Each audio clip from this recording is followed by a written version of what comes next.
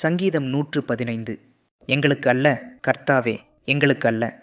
உமது கிருபை நிமித்தமும் உமது சத்தியத்து நிமித்தமும் உம்முடைய நாமத்திற்கே மகிமை வரப்பண்ணும். அவர்களுடைய தேவன் இப்பொழுது எங்கே என்று புறஜாதிகள் சொல்வானேன்? நம்முடைய தேவன் பரலோகத்தில் இருக்கிறார், தமக்குச் சித்தமான யாவையும் செய்கிறார். அவர்களுடைய விக்கிரகங்கள் வெள்ளியும் பொன்னும் மனுஷருடைய கைவேலையுமாயிருக்கிறது.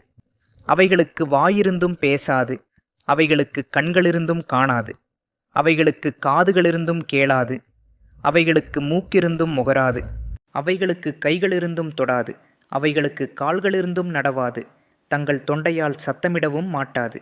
அவைகளை பண்ணுகிறவர்களும் அவைகளை நம்புகிறவர்கள் யாவரும் அவைகளைப் போலவே இருக்கிறார்கள். இஸ்ரவேலே, கர்த்தரை நம்பு, அவரே அவர்களுக்கு துணையும் அவர்களுக்கு கேடகமுமாயிருக்கிறார். ஆரோன் குடும்பத்தாரே, கர்த்தரை நம்புங்கள், அவரே அவர்களுக்கு துணையும் அவர்களுக்கு கேடகமுமாயிருக்கிறார். கர்த்தருக்கு பயப்படுகிறவர்களே, கர்த்தரை நம்புங்கள், அவரே அவர்களுக்கு துணையும் அவர்களுக்கு கேடகமுமாயிருக்கிறார். கர்த்தர் நம்மை நினைத்திருக்கிறார், அவர் ஆசீர்வதிப்பார்.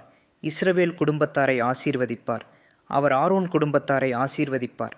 கர்த்தருக்கு பயப்படுகிற பெரியோரையும் சிறியோரையும் ஆசீர்வதிப்பார். கர்த்தர் உங்களையும் உங்கள் பிள்ளைகளையும் வர்த்திக்க பண்ணுவார்.